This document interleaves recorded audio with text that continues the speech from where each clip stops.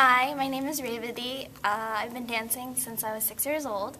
And if you ask me about the link between Hinduism and Indian classical dance, it is that the basis of Indian classical dance is Hinduism. According to myth, there is a sage called Parada Muni who created the Natya Veda as a fifth Veda within Hinduism, and he had help from the gods Shiva, Brahma, and Parvati. And he taught his students based off this Natya Veda.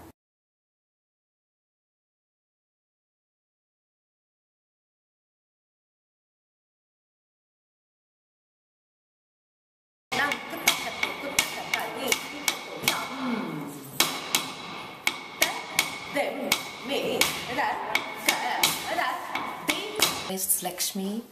I'm a dance teacher. I'm teaching for like maybe 20 years. I have been dancing for more than like 30 years maybe now.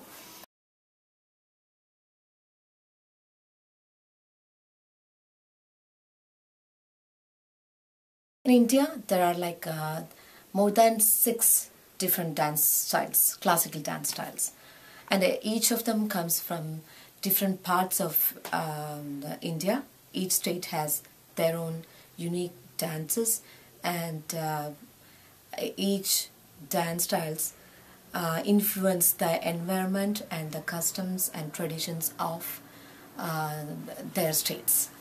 And the major dance styles are like Mohiniyattam, Bharatanatyam, Kuchipudi, Odissi, Kathak, Manipuri, and Chau. And in this, I teach Mohiniyattam, Bharatanatyam, and Kuchipudi. The Mohiniyattam originates from Kerala, and that dance is so graceful, and the expressions are entirely different from other dances, and the costume is different. It uses only white costume with the golden border, and in Mohiniyattam we use eyebrows, cheeks, lips, everything to show our expressions, which may you not see in other dances. And then the next dance is from Tamil Nadu, which is closer to Kerala, that is Bharatanatyam. And Bharatanatyam has more like rigid footwork, and it's more kind of, compared to Mohiniyattam, it's kind of stiff in their movements. And the costume is entirely different. They have a skirt pattern, and they have sari, Indian style sari pattern, and then pants type. They all have 3 different styles of costumes, and the facial expressions might be similar to, not might be, it's like similar to Mohiniyattam, but there are some limitations to how we don't use that much of eyebrows or lips compared to Mohiniyattam. And the third one is Kuchipudi. Kuchipudi is similar to Bharatanatyam, and it is coming from Andhra Pradesh, which is closer to Tamil Nadu. So it has more influence from Bharatanatyam. And mostly the steps are just like rigid like Bharatanatyam, and but it has more flow, just like Mohiniyattam. It has more flow on it, and all 3 dances have same kind of facial makeup, but the costumes are different.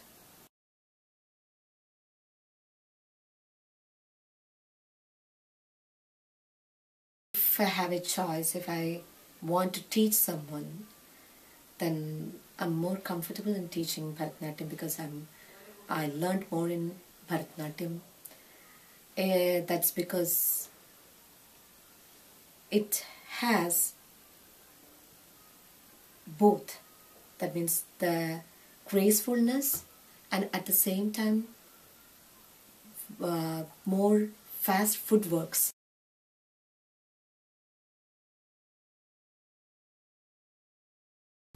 Hi, my name is Shanu Matthew. I'm 16 years old and I learn Indian classical dance under Lakshmi Chechy and Chandrayanti. What is an Arangetam? An Arangetam literally means to like climb up on the stage or raise up on the stage, and it's basically the debut of an Indian classical dancer. I've been learning dance for 11 years now, and I had my Arangetam 2 years ago, the end of 2011. And we prepared for it for like since the beginning of 2011/end of 2010. And you invite a lot of people, like your friends and family, close friends and family, and you perform with the live orchestra, which is different because we always, for programs here, we perform with tapes and CDs. And yeah, you just basically show everything you've learned so far for whatever amount of time you have been learning dance.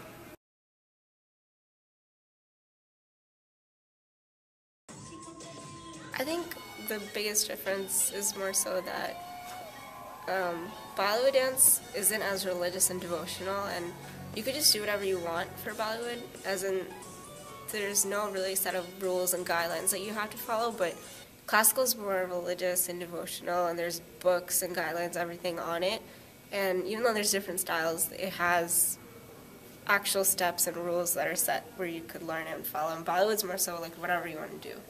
What's been the hardest struggle in dance for you?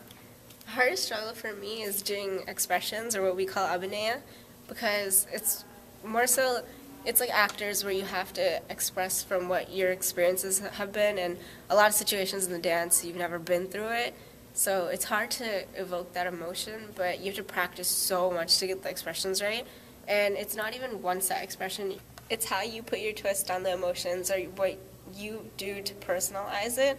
So it doesn't always have to be one set expression, so that's why it's hard to put yourself in it.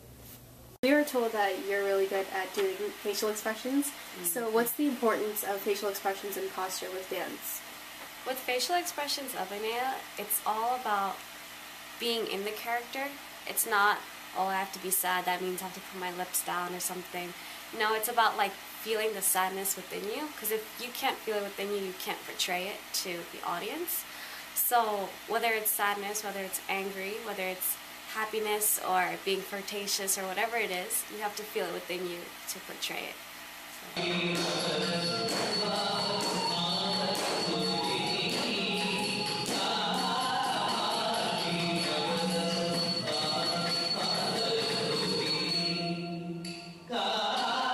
The hardest struggle, I would say, is balancing. When you learn more than one style of dance, it's very hard to balance both styles. Keeping your Bharatanatyam to its Bharatanatyam, Mohiniyattam, since they're very different. Bharatanatyam being a very stiff and very hard kind of dance, like hard foot. And Mohiniyattam being a very flowy, you bend a lot, you sway with all of your moves, and your hands tend to sway a bit more, but a Bharatanatyam is very stiff. So it's hard to draw a very distinct line between the two dances when you're performing two different types of dance. So it's difficult for me to keep the two separate because I tend to mix them together by accident.